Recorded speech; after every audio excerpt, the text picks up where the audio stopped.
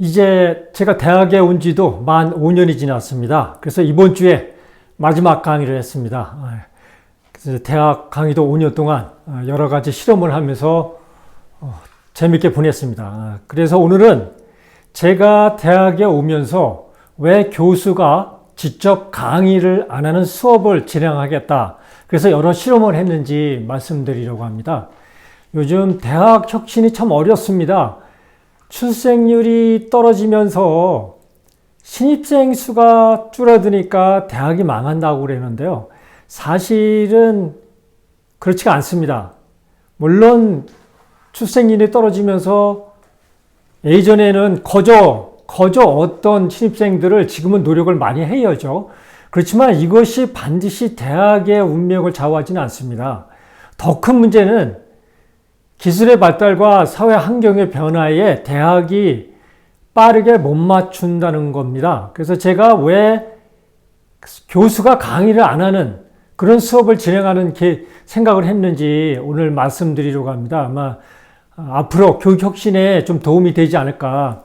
제가 교육에 관심을 갖게 된 것은, 방송국 PD가 교육에 관심을 갖게 된 것은 2001년부터입니다. 2001년에 회사에서 운 좋게 이제 공부할 기회를 주어서 미국에 가서 디지털 공부를 했죠. 인터넷이 막 시작되고 네이버가 나오고 구글이 나오고 또 애플에서 스티브 잡스가 아이튠스를 만들고 이럴 때거든요. 그래서 제가 가서 공부할 때 그것들이 나와서 그걸 가르치더라고요. 그래서 코딩도 배우고 웹 디자인도 배우고 생전 이런 데 관심 없던 사람이 1년 동안 정말 열심히 공부를 했습니다. 하면서 제가 느낀 첫 번째가, 소프트웨어 세상은 우리가 2000년 동안 누려왔던 하드웨어 세상하고는 완전히 차원이 다른 세상이라는 것을 깨달았습니다.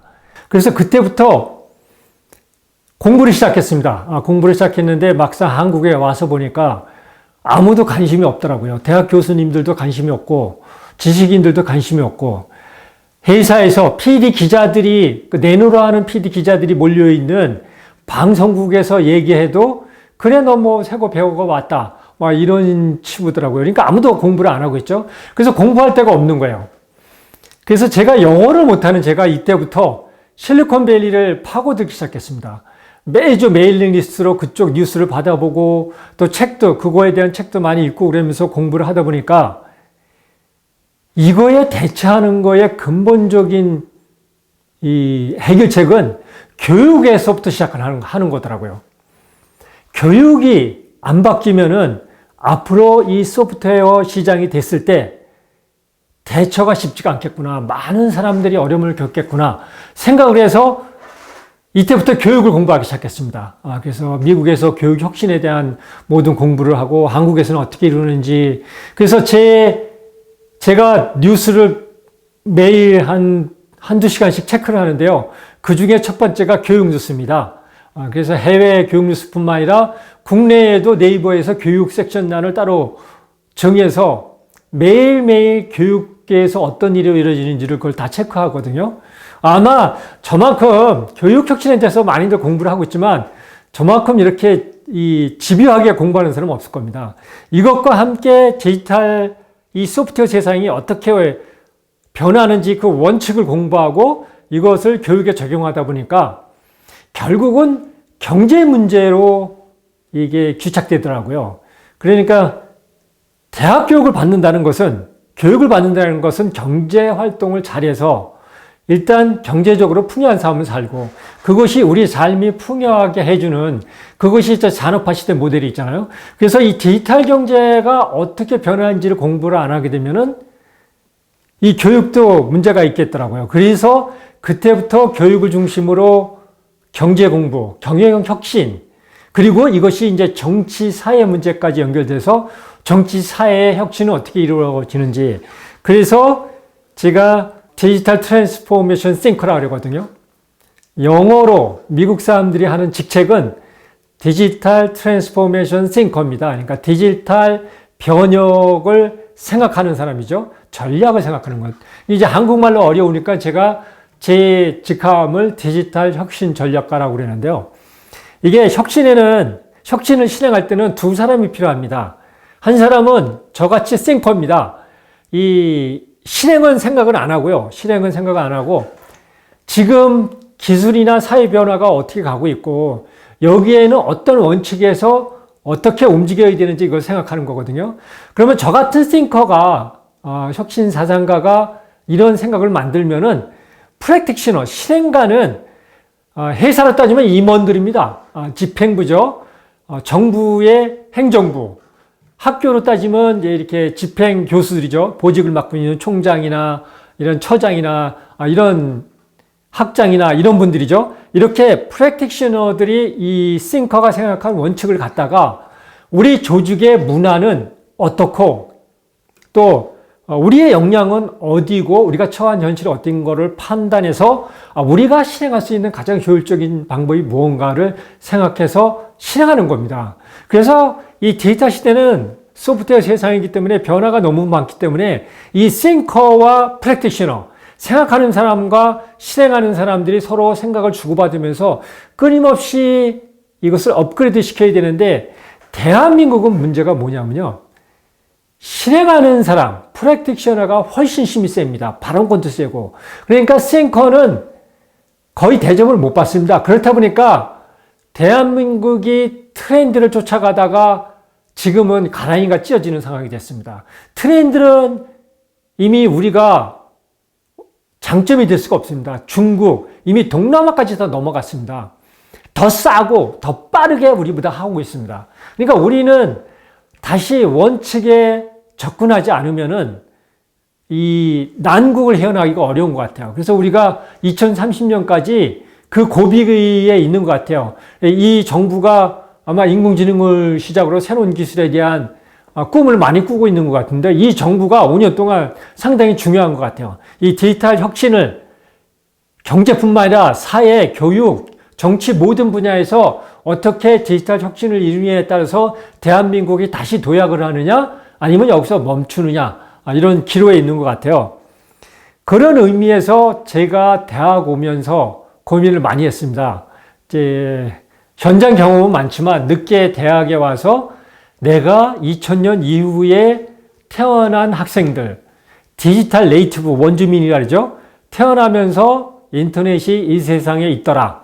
이런 세대들한테 무엇을 가르칠 건가? 이렇게 제가 25년 동안 깨달은 소프트웨어가 모든 것을 삼킨다. 지금은 인공지능이 모든 것을 삼킨다. 그죠? 그래서 소프트웨어가 모든 것을 삼킨다는 이 세상에서 이 소프트웨어 원주민인 이 2000년 이후에 태어난 학생들한테 무엇을 가르칠 건가를 생각해 봤습니다. 많이 생각했는데 전통적인 방법의 교수법은 제가 잘할 수 있는 분야도 아니고요. 원래 교수님들이 잘하죠. 그리고 이 시대에 안 맞는 것 같아요. 그래서 다시 원칙으로 돌아갔습니다. 디지털 시대. 제가 그동안 3가지 책을 냈거든요. 하나는 리딩 앤 피트니스는 이 디지털 시대에 개인들이 어떤 원칙으로 살아가야 행복한 삶을 살 수 있는가. 그것이 개인의 성장, 개인의 성장에 초점을 맞춘 겁니다. 100세 시대, 100살까지 성장하는 삶이 가장 행복한 삶이다. 그래서 그 100살까지 죽을 때까지 성장하는 삶을 살기 위해서 어떤 역량을 갖춰야 되는지. 그래서 성장이 중요하다는 게 첫 번째 원칙입니다. 성장. 데이터 시대는 성장하지 않는 개인과 조직, 국가는 망하게 돼 있습니다. 일본이 어려운 것은 성장을 멈췄거든요. 대한민국도 지난 10년간 성장을 멈췄습니다. 그래서 성장이 첫 번째 것이고요. 두 번째가 이제 사회, 정치, 경제 분야의 원칙. 그래서 디지털 사용 설명서를 했죠. 그래서 이 분야에서는 온디맨드, 권력이 하향하면서 이 이용자 개개인, 국민 개개인한테 모든 요구 조건을 만족시키지 않으면 어떤 조직이든 어떤 정부든 제대로 일을 할 수 없다. 그래서 온디맨드 경제에 맞추는 시스템을 갖춰야 된다. 그래서 첫 번째 성장, 두 번째 온디맨드. 그죠? 권력에 하향하죠. 생산성이 무한대로 증가하기 때문에 개인이나 조직이 성장해야 되고요. 그리고 온디맨드 경제.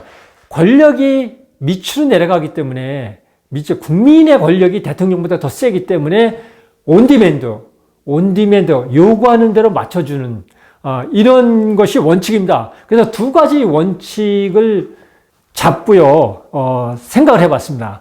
무엇을 가르치는가? 그래서 제가 프로젝트 기반으로 수업을 시작하게 된 겁니다. 성장의 개념은 죽을 때까지 성장하는 거잖아요. 그래서 이 개념은 교육에 어떻게 도입했냐면 학생들이 지식을 배우는 게 아니고요. 또 다른 역량도 중요하지만 가장 중요한 역량은 학생들이 스스로 배우고 스스로 익히는 역량. 이것을 이제 실리콘밸리에서는 learning how to learn입니다. 그러니까 어떻게 배우는가를 배우는 그 역량. 그래서 스스로 배우고 익히는 역량. 이것을 학생들한테 키워주자. 왜냐하면요, 기술이 계속 새롭게 나오는데 이것을 가르칠 사람이 없습니다. 어른들이 오히려 못 가르칩니다. 지금 생성형 인공지능이 난리죠? 이거 교수님들보다 학생들이 더 잘합니다. 교수님들이 생성형 인공지능을 학생들한테 제대로 가르칠 수가 없어요. 그래서 학생들 스스로 이것을 배우고 익히는 역량을 가르쳐야 되거든요. 이것을 설정했고요. 두 번째는 시험을 잘 봐서 성적을 잘 보는 게 중요한 게 거예요. 시험을 보는 것은 지식을 익히는 거거든요. 지식은 인공지능이 대신해 주죠. 그래서 그것보다는 성장이 중요하다 그러잖아요. 그래서 학생 누구나 온디맨드잖아요. 우수한 학생을 뽑아다가 우수한 학생을 키우는 것은, 서울대가 키우는 것은 아주 쉽습니다. 물론 서울대 교수님들은 역량이 뛰어나야 됩니다. 학생들이 뛰어나기 때문에 교수님이 뛰어나지 않으면은 그것은 제대로 가르칠 수가 없습니다. 그렇지만 그 학생들은 대충 가르쳐도 잘하는 학생들입니다. 정말 뛰어난 역량의 교수는 지방대학교에서 학생들을 잘 가르치는 거예요. 그래, 뭔 얘기냐면 누구나 어떤 학생이든지 온디맨드잖아요. 거기에 맞춰서 개개인의 역량과 환경에 맞춰서 모두가 성장할 수 있는 그런 교육을 해야 된다. 스스로 배우고 스스로 익히는 교육. 그래서 이렇게 두 가지 목표. 성장, 끝까지 죽을 때까지 성장한다. 그리고 스스로 배우고 스스로 익히는 역량을 키운다. 이 두 가지를 기본으로 학생 개개인의 모든 맞춤을 한다. 초개인 맞춤을 한다. 온디맨드 교육을 하는 거죠. 그래서 프로젝트 기반으로 해서요. 미디어 학과잖아요. 유튜브 시대잖아요. 그래서 이 대학 교육이 얼마나 잘못됐냐면요. 고등학교 교육도 마찬가지고요. 제가 미국에서 공부할 때하고 차이가 가장 나는 게 이 분야입니다. 미디어 전공 학생인데 유튜브 채널이 없어요. 안 해요. 아무리 하라고 해도. 미국에서는 말이 안 되는 겁니다. 미디어 전공자가 지금 초등학생도 90된 어른들도 유튜브를 하는데 그것을 전공하는 미디어 전공 학생이 유튜브를 안 한다는 것은 채널이 없다는 것은 말이 안 되잖아요. 우리 교육이 이렇게 옛날식으로 새로운 것을 못 쫓아가는 거예요. 그래서 저는 어떻게 설정했냐면요. 1학년 바로 입학하자마자 이 학생들이 그래도 유튜브에 관심이 많고 미디어에 관심이 많고 그러니까 미디어 학과에 왔잖아요. 그래서 입학하면요. 바로 모든 학생의 유튜브 채널을 개설한다. 그리고 매주 하나의 콘텐츠를 만들어서 유튜브에 업로드하고 그 업로드한 링크가 수업 시간에 1시간 전까지 다 제출이 돼야 된다. 그러니까 수업 시간 1시간 전까지 모든 작업을 끝내야 되는 거예요. 그리고 방법은 안 가르쳐 줍니다. 본인들 스스로 유튜브를 뒤지던 구글링을 하던 방법을 배우고요. 도구는 상관을 안 한다. 각자 갖고 있는 휴대폰으로 해도 되고요. 집에 좋은 카메라가 있으면 카메라가 해도 되고요. 또 제작 도구, 편집 도구도 아마추어들이 쓰는 휴대폰 앱을 써도 되고요. 그리고 프리미어나 파이널 컷 프로처럼 전문가들이 쓰는 도구를 써도 되고 그것은 각자 역량에 맞게 알아서 한다. 대신 무조건 자기가 원하는 아이템을 정해서 자기가 하고 싶은 걸 정해서 자기가 하고 싶은 대로 제작한다. 이것이 프로젝트 요구 조건입니다. 그렇게 하고 수업 시간에는 모든 학생 거를 제작한 걸 보고 서로 리뷰를 하고 토론을 합니다. 모든 학생들을 리뷰를 해요. 근데 수업 시간에는 다 할 수가 없어요. 왜냐하면은 제가 한 학기에 120명의 학생을 가르치거든요. 한 반에 보통 30명 정도가 돼요. 수업 시간에는 3시간 수업을 하는데 한 15명에서 20명 이렇게 리뷰하고 토론하면 끝납니다. 그래서 24시간 카톡방을 열어놓고요. 24시간 연결을 합니다. 학생들이 질문 있으면요. 24시간 언제 어디서든 질문을 올리면 단톡방에 올리면 개인톡을 하면 안 됩니다. 단톡방에 올리면은 제가 그 단톡방에 답을 합니다. 그러면서 이것을 다른 학생들이 이게 공유를 하게 되고요. 그리고 수업 시간에 리뷰를 못한 학생들은 제가 주말에 모든 학생들을 리뷰해서 지금을 평가해 주고요. 다음 주에 이렇게 하면 더 성장할 것 같다. 이런 식으로 합니다. 평가는 매주 합니다. 매주 하는데 기준은 딱 하나입니다. 이 학생이 성장을 하느냐 못하느냐. 잘하고 못하고가 평가가 아닙니다. 이 고등학생 때 해보거나 관심이 많았던 학생들은 잘합니다. 잘할 수밖에 없습니다. 경험이 많은 사람이 잘할 수밖에 없거든요. 그런데 잘한다고 성적이 높은 것이 아니라 지난주보다 본인이 성장하려고 노력을 했느냐, 결과가 잘 나오는 것을 보는 게 아닙니다. 본인이 이렇게도 시도해보고, 그리고 리뷰 시간에 예를 들면은, 다 잘하는데 조명을 조금 공부했으면 좋겠다. 그래서 본인이 조명을 공부해서 시도를 했는지, 새로운 것을 시도해보면요, 미디어는 오히려 더 망하는 경우가 많습니다. 익숙하지가 않으니까. 그래서 결과를 평가하는 게 아니라 새로운 시도를 해서 성장하려고 노력했는지 이것을 평가합니다. 매주 평가를 해서 그때 평가도 한 5가지를 정합니다. 그러니까 이제 이번 주 수업이 이제 끝났으니까 제가 평가를 하는데요. 엑셀에 집어넣고요. 이게 많은 것을 돌려야 됩니다. 그래서 제가 어느 학생이 어떤 성적이 나올지도 예측을 못합니다. 이런 식으로 했습니다. 평가도. 그래서 결론적으로 말씀드리면은 제가 처음에 이런 수업 시간 방법을 설정했을 때 학생들도 적응하지 못하고 저도 처음이라 오류가 많았습니다. 그래서 첫 해는 제가 많이 부족했어요. 그렇지만 매년 제가 그것을 평가하고 업그레이드하고 그래서 지금은 거의 학생들 만족도가 높은 모범 모델을 만든 것 같아요. 그래서 저도 만족도가 상당히 높습니다. 그래서 지금 1학년 학생들, 2026년에 들어온 2006년생들은 스스로 이 유튜브 채널을 본격적으로 하는 학생들이 한 30-40% 되는 것 같아요. 그리고 정말 잘합니다. 지금 3, 4학년 학생들보다 더 잘하는 학생들도 나옵니다.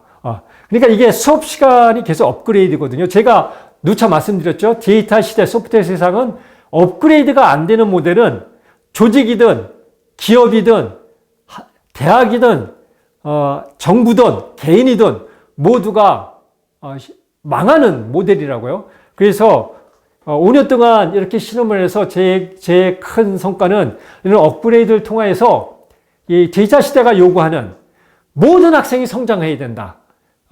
모든 학생이 성장해야 되고, 그리고 모든 학생이 스스로 배우고 스스로 익히는 역량. AI 기술이 아무리 발전하고 다른 소프트웨어 기술이 아무리 발전하고 사회 환경 변화가 아무리 발전해도 스스로 배우고 스스로 익혀서 계속 진화하는, 100세까지 진화하는, 그래서 100세까지 일하면서 행복한 삶을 살 수 있는 그런 교육 모델을 어느 정도 제가 정착을 시켰다. 그러면서 나름대로 의미가 있었던 것 같아요. 지난 5년간 부족한 것도 많지만, 하지만 아직도 부족한 것이 맞습니다. 이게 교수 개인이 하기에는 너무 부족합니다. 이게 조직적으로 해야 되는데, 사실은 많은 교수님들이 지금 트렌드만 쫓아가서 열심히들 노력을 하는데, 트렌드는 이제 끝났습니다. 대한민국이 트렌드 쫓아가서 무엇을 해내기에는 이미 우리 환경이 그렇게 녹록지가 않습니다. 그래서 우리가 원칙을 중요시 생각하고요. 소프트웨어 세상은 성장이 중요하다. 생산성을 끊임없이 올려야 되기 때문에 조직이든 개인이든 성장해야 되고요. 그 성장하는 삶이 행복한 삶이고요. 또 성장하는 조직이 되는 거거든요. 그러기 위해서는 권력이 하향화되기 때문에 모든 구성원한테 개인 맞춤을 해야 된다. 온디맨드 교육, 온디맨드 경제, 온디맨드 정치, 이것이 중요하다. 그래서 성장과 온디맨드, 초개인 맞춤, 이것도 교육의 기본 원칙이다. 이 원칙을 어떻게 실현할 것인가를 생각하는 것이 교육 혁신이다. 이 말씀을 드렸습니다.